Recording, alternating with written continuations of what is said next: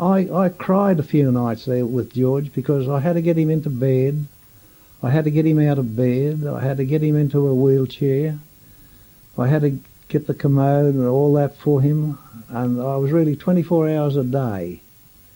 And it was really depressing. And yet that man, when I walked past the hospital of a morning, perhaps going up to the kitchen to have breakfast or something, he'd sing out to me, my nickname is Bob, he'd sing out, "Oh, good morning, Bob. It's a nice day today.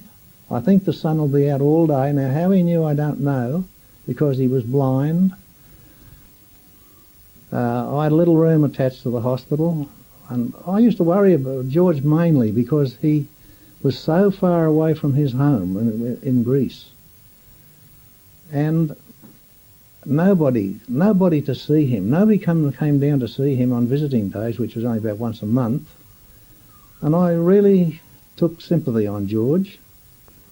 And up to this day, I can still see him sitting there with his dark glasses on, just in that one chair, year in and year out. And I don't know how long he'd been there. He was still there when I left, and that was 4 years later. And there was another lady there. I fell in love with her. She was a real dear. I'll never forget her. She was blind. I used to have to go up of a morning with her breakfast. She used to tell me whatever was for breakfast she'd have. No need for me to go up today to see what she wanted for tomorrow morning's breakfast. Whatever was going, she'd have.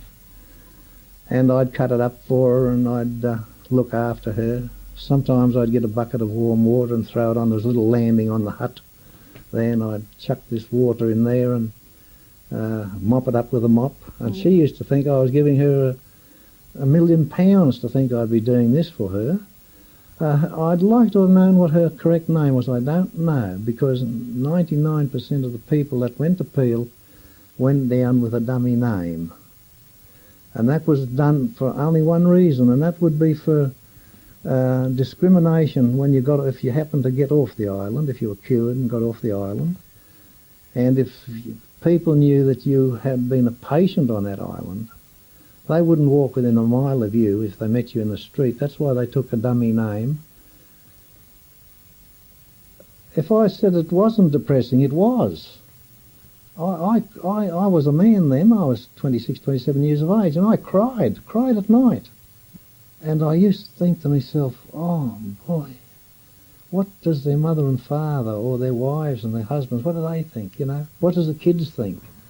There's some people come down there had little kiddies that was left at home. Oh, you do not realise what they went through physically and mentally when they were there.